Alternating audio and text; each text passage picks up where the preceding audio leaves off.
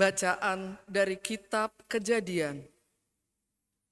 Tuhan Allah bersabda, "Tidak baik kalau manusia itu seorang diri saja.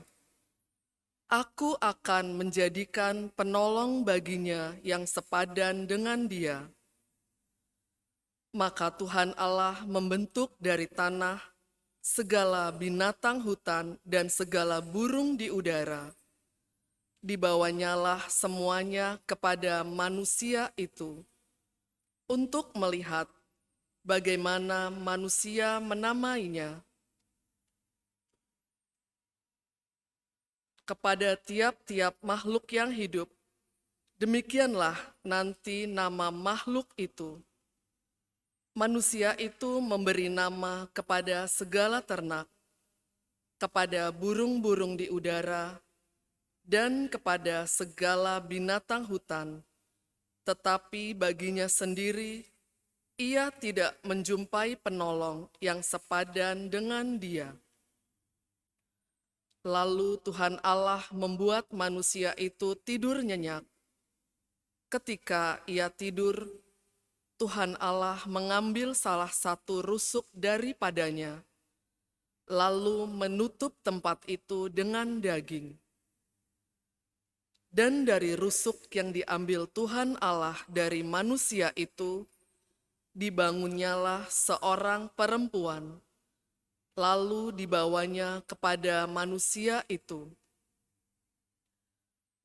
Lalu berkatalah manusia itu, "Inilah dia tulang dari tulangku dan daging dari dagingku.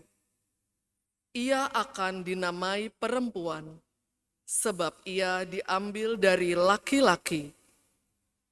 Sebab itu, seorang laki-laki akan meninggalkan ayah dan ibunya dan bersatu dengan istrinya, sehingga keduanya menjadi satu daging.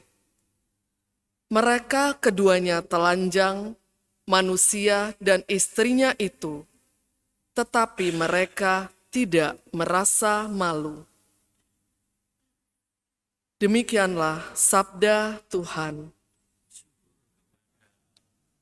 Berbahagialah orang yang takwa pada Tuhan. Berbahagialah orang yang takwa pada Tuhan, yang hidup menurut jalan yang ditunjukkannya.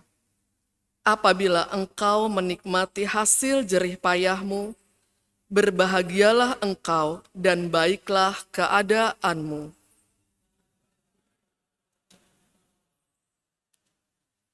Istrimu akan menjadi laksana pohon anggur subur di dalam rumahmu. Anak-anakmu seperti tunas pohon zaitun di sekeliling mejamu.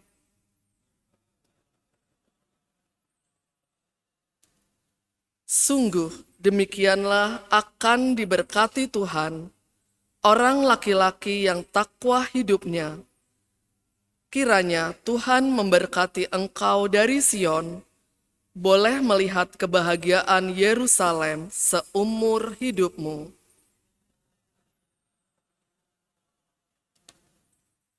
Haleluya, haleluya, haleluya.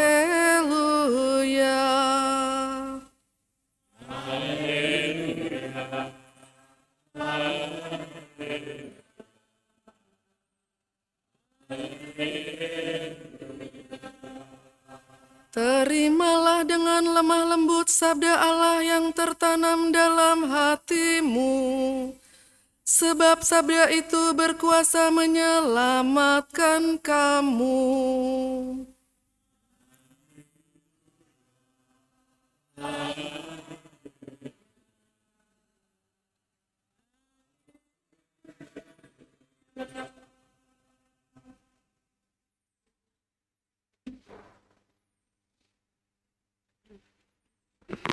Tuhan bersamamu. Inilah Injil suci menurut Markus.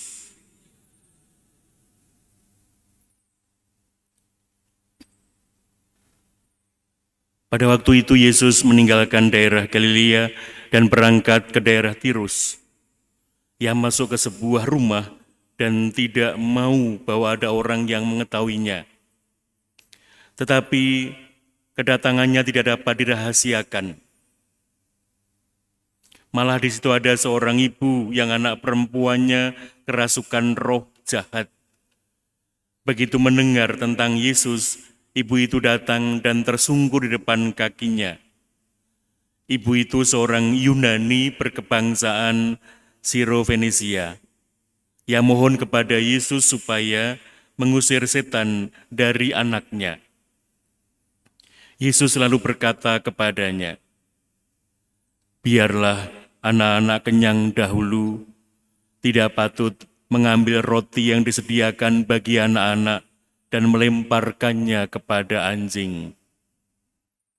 Tetapi ibu itu menjawab, "Benar Tuhan, tetapi anjing di bawah meja pun makan remah-remah yang dijatuhkan anak-anak."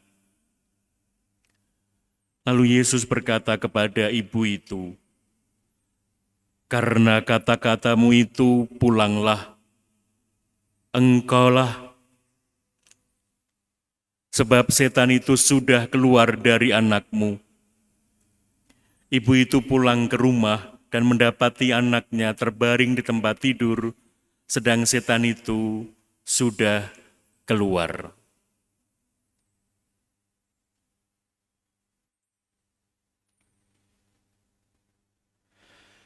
Demikianlah sabda Tuhan.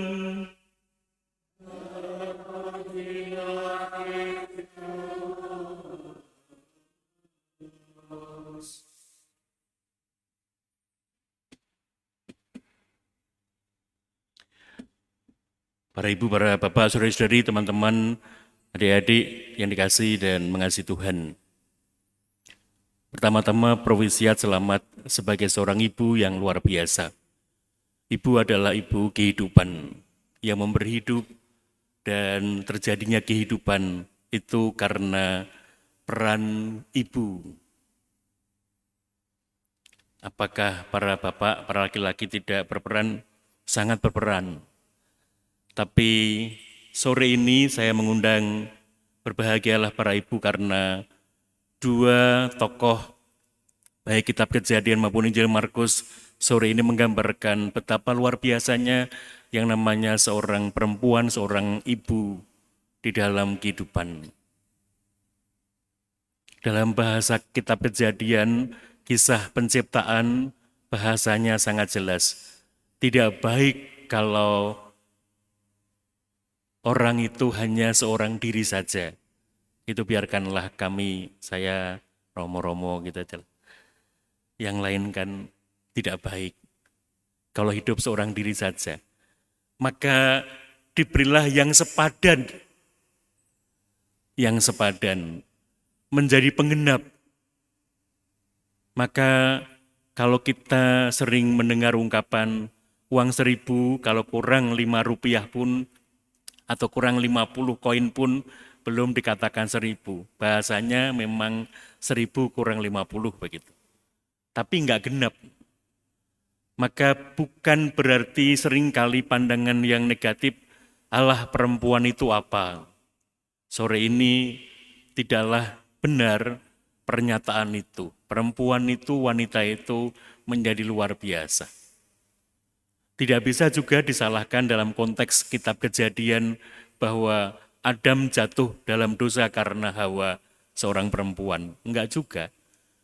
Kalau kemudian ada mengatakan tidak mau, kamu digoda setan, bahasanya begitu, selesai kisahnya. Tapi karena Adam juga mau, maka terjadilah kedosaan itu. Itu artinya apa? Menjadi mengerti bahwa juga ditegaskan betapa luar biasa perempuan itu karena yang harus mengalah sebenarnya laki-laki. Oleh karena itulah laki-laki akan meninggalkan ayah dan ibunya dan bersatu dengan istrinya.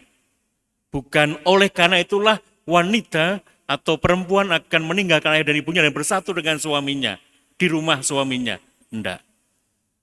Kitab suci mengatakan sangat jelas Laki-lakilah yang kemudian meninggalkan segala-galanya untuk bersatu dengan istrinya. Maka menjadi poin pertama untuk permenungan kita bersama. Hidup dalam perkawinan menjadi lengkap karena memang disatukan dua pribadi yang berbeda, laki-laki dan perempuan. Sampai hari ini dan juga pasti sampai kiamat, Gereja Katolik tidak akan pernah merestui yang namanya perkawinan sejenis, jenis laki-laki atau jenis perempuan. Pasti berbeda jenis. Kenapa? Kesempurnaannya adalah dua pribadi yang berbeda, disatukan. Itu poin pertama. Poin kedua adalah betapa luar biasanya yang namanya seorang ibu demi anaknya dikata-katain dengan yang sangat gamblang karena memang perempuan dengan anaknya ini datang dari bukan orang Yahudi tapi orang Yunani, berkebangsaan Syro-Fenisia. Itu artinya di luar konteks keselamatan di mana Yesus hadir ke dunia. Artinya tidak masuk catatan yang akan mendapat keselamatan. Maka istilahnya mengemis datang untuk Yesus boleh menunjukkan itu kepada mereka dengan mengusir setan dalam diri anaknya yang membuat anaknya setengah mati itu. Maka bahasanya jelas, biarkanlah anak-anak kenyang dulu, nanti kalau ada sisa bolehlah diberikan kepada anjing. Sangat kasar memang bahasa itu. Tapi mau dikatakan bahwa bagaimana kata-kata yang menegaskan kerinduan iman yang kemudian diperjuangkan untuk mendapatkan Yesus yang dimengerti sebagai yang mendapatkan keselamatan bila datang dan percaya, itu dilakukan oleh wanita ini. Dengan jawaban yang sangat jelas, iya Tuhan, iya Tuhan, benar memang. Tapi kan ada remah-remahnya. Cukuplah remah-remah saja. Dalam bahasa kemarin, cukuplah saya menjamah jumbai jubahnya. Enggak perlu diberkati Yesus, enggak perlu didoakan Yesus, pegang jumbai jubahnya saja, saya menjadi sembuh. Ini sama dengan bahasa lain. Remah-remahnya saja pun cukup. Enggak perlu roti bundar gede gitu, enggak. Remah-remahnya saja cukup.